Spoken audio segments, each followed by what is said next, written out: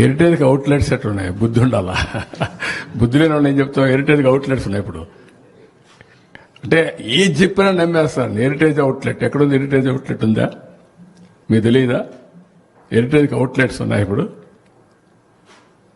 అంటే ఒక విచిత్రమైన వింత జీవులు వీళ్ళంతా. ఊహాగానాలు నివసిస్తూ ఉంటారు, పయనిస్తూ ఉంటారు. ఎవరైనా కొంతమంది నమ్మేవాళ్ళు ఉండొచ్చునేమో హెరిటేజ్ మాల్స్ ఉన్నాయంటే.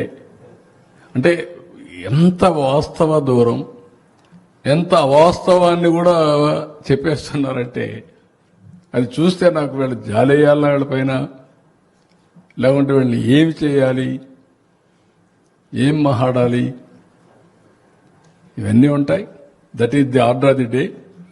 రాజకీయ విలువలు పతనావస్థకు వచ్చినప్పుడు నేను చాలాసార్లు చెప్పాను, ఇలాంటి విలువలు లేని వ్యక్తులంతా ఉన్నప్పుడు ఇలాంటి సమస్యలు వస్తూనే ఉంటాయి.